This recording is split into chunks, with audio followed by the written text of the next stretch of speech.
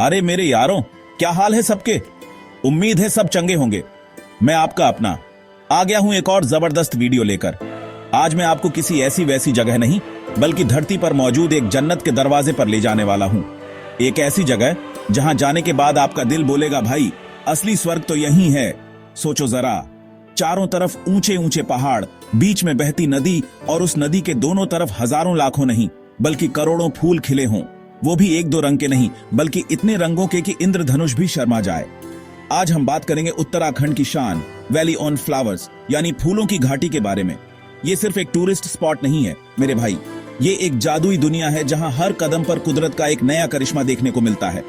इस वीडियो में मैं आपको इस घाटी से जुड़े कुछ ऐसे गजब के फैक्ट्स और रहस्य बताऊंगा जिन्हें सुनकर आप हैरान रह जाओगे और आपका मन करेगा कि बस अगली ट्रेन पकड़कर वहीं पहुंच जाएं। तो अपनी कुर्सी की पेटी बांध लो, पॉपकॉर्न ले आओ और हो जाओ तैयार, क्योंकि हम निकलने वाले हैं एक ऐसे सफर पर जहां एडवेंचर भी है, खूबसूरती भी है और ढेर सारी जानकारी भी। हम जानेंगे कि ये घाटी दुनिया की नजरों में कैसे आई, यहाँ कौन कौन से अनोखे फूल खिलते हैं और क्यों इस जगह को भगवान का बगीचा कहा जाता है। तो चलो शुरू करते हैं ये रंगीन सफर। तो कहानी शुरू होती है साल 1931 से। सोचो, उस जमाने में ना गूगल मैप्स थे, ना कोई जीपीएस। एक अंग्रेज पर्वतारोही था, नाम था फ्रैंक एस स्मिथ। बंदा बड़ा हिम्मती था। कामेट पर्वत की चढ़ाई करके अपनी टीम के साथ वापस लौट रहा था। अब पहाड़ों के रास्ते तो भूल भुलैया जैसे होते हैं। रास्ता भटक गए भाई साहब। भटकते भटकते वो एक ऐसी घाटी में पहुंच गए जहां का नजारा देखकर उनकी आंखें फटी की फटी रह गईं। चारों तरफ बस फूल ही फूल। ऐसा लग रहा था मानो किसी ने पूरी घाटी पर रंगों की चादर बिछा दी हो। फ्रैंक स्मिथ को यकीन ही नहीं हुआ कि ऐसी कोई जगह भी दुनिया में हो सकती है। वो उस खूबसूरती में ऐसे खोए कि अपना रास्ता भटकने का गम ही भूल गए। उन्होंने इस जगह को वैली ऑफ फ्लावर्स नाम दिया। ये कोई प्लान की हुई खोज नहीं थी मेरे दोस्त, ये तो किस्मत का खेल था। एक भटके हुए मुसाफिर को कुदरत का सबसे बड़ा खजाना मिल गया था। अगर उस दिन फ्रैंक स्मिथ रास्ता ना भटकते तो शायद आज भी ये जादुई घाटी दुनिया की नजरों से छिपी रहती। उन्होंने वापस जाकर इस जगह के बारे में एक किताब भी लिखी जिसका नाम था द वैली ऑफ फ्लावर्स। इस किताब ने ही दुनिया को इस छिपे हुए स्वर्ग से मिलवाया। तो अगली बार जब भी जिंदगी में रास्ता भटको ना तो टेंशन मत लेना, क्या पता तुम्हें भी फ्रैंक स्मिथ की तरह कोई अनमोल खजाना मिल जाए। ये खोज हमें सिखाती है कि कभी कभी गलत रास्ते भी हमें सही मंजिल तक पहुंचा देते हैं। अब देखो भाई, कोई चीज जब बहुत ज्यादा खास होती है तो उसे दुनिया भी सलाम करती है। हमारी फूलों की घाटी के साथ भी कुछ ऐसा ही हुआ। इसकी बेमिसाल खूबसूरती और यहाँ मिलने वाली अनोखी जैव विविधता को देखते हुए साल 2005 में यूनेस्को ने इसे वर्ल्ड हेरिटेज साइट का दर्जा दे दिया। अब ये कोई छोटी मोटी बात नहीं है मेरे दोस्त। इसका मतलब है कि ये घाटी अब सिर्फ भारत की ही नहीं बल्कि पूरी दुनिया की अनमोल धरोहर है। इसे बचाना और संभालना हम सब की जिम्मेदारी है। यूनेस्को वर्ल्ड हेरिटेज साइट का टैग मिलना किसी जगह के लिए ऑस्कर अवार्ड जीतने जैसा है। ये टैग सिर्फ उन्हीं जगहों को मिलता है जो प्राकृतिक या सांस्कृतिक रूप से पूरी दुनिया के लिए बहुत महत्वपूर्ण होती है। इस दर्जे के मिलने के बाद इस घाटी के संरक्षण के लिए अंतर्राष्ट्रीय स्तर पर मदद मिलती है और दुनिया भर के टूरिस्ट और वैज्ञानिक यहाँ खींचे चले आते हैं। ये टैग इस बात की गारंटी है कि इस जगह की प्राकृतिक सुंदरता के साथ कोई छेड़छाड़ नहीं की जाएगी। तो जब आप इस घाटी में कदम रखते हैं तो आप सिर्फ एक खूबसूरत जगह पर नहीं बल्कि एक विश्व धरोहर पर चल रहे होते हैं। ये एहसास ही अपने आप में बहुत खास है। यहाँ हर चीज अपने असली रूप में है, कोई बनावट नहीं, कोई मिलावट नहीं, सब कुछ वैसा ही है जैसा कुदरत ने बनाया है। इसीलिए तो कहते हैं ये जगह सिर्फ आंखों को ही नहीं बल्कि आत्मा को भी सुकून देती है। अच्छा, एक बात बताओ, आपने एक साथ एक जगह पर कितने तरह के फूल देखे हैं? 10, 20, 50? अब जरा दिल थाम कर सुनना। इस घाटी में मेरे भाई 500 से भी ज्यादा किस्मों के फूल खिलते हैं। हाँ, सही सुना तुमने, 500 से ज्यादा। यहाँ ब्रह्म कमल है जो सिर्फ ऊंचाई पर खिलता है और जिसे देवताओं का फूल माना जाता है। यहाँ ब्लू पॉपी है जिसका नीला रंग देखकर आंखें ठहर जाती हैं। कोबरा लिली है जो दिखने में बिल्कुल फन उठाए हुए सांप जैसी लगती है। ये तो बस कुछ नाम है, लिस्ट बहुत लंबी है। जब आप इस घाटी में चलते हैं तो आपको हर कदम पर एक नया फूल, एक नया रंग और एक नई खुशबू मिलती है। ऐसा लगता है जैसे आप किसी पेंटिंग के अंदर चले गए हों, जिसे बनाने वाले ने दुनिया के सारे रंग इस्तेमाल कर लिए हों। यहाँ बैंगनी, नीले, पीले, गुलाबी, लाल, सफेद, हर रंग के फूल अपनी छटा बिखेरते हैं। ये नजारा इतना अद्भुत होता है कि इंसान अपने सारे दुख दर्द भूल जाता है। यहाँ की सबसे खास बात यह है कि ये सारे फूल जंगली हैं, इन्हें किसी ने उगाया नहीं है। ये कुदरत का अपना बगीचा है जो हर साल खुद ब खुद सजता संवरता है। यहाँ आपको ऑर्किड, पोस्ता, गेंदा, डेजी और न जाने कितनी ही प्रजातियां देखने को मिलेंगी जिनके शायद आपने नाम भी नहीं सुने होंगे।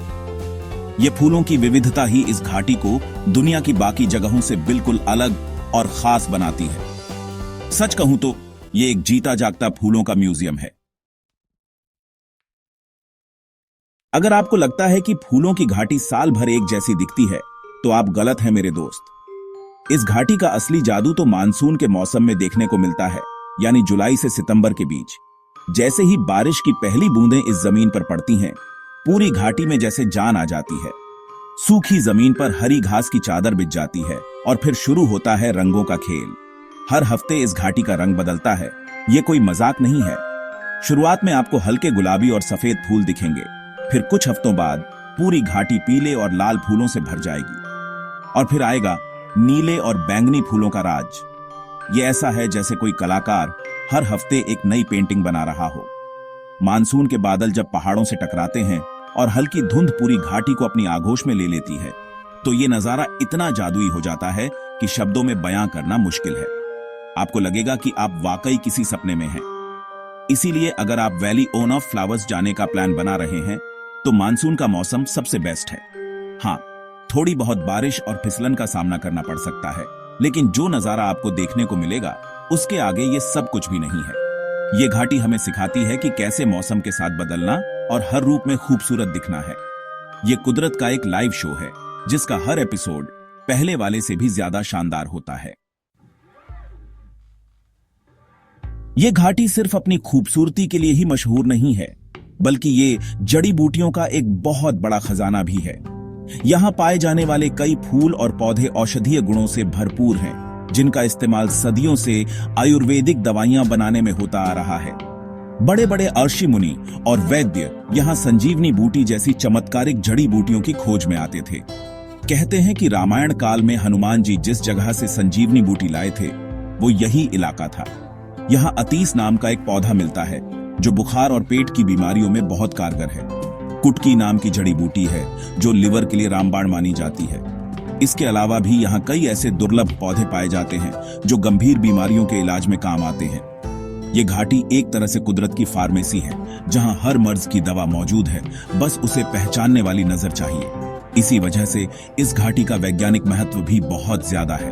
दुनिया भर के बॉटनिस्ट और वैज्ञानिक यहाँ रिसर्च करने आते हैं ताकि इन पौधों के औषधीय गुणों को और गहराई से समझ सकें और उनका इस्तेमाल इंसानियत की भलाई के लिए कर सकें।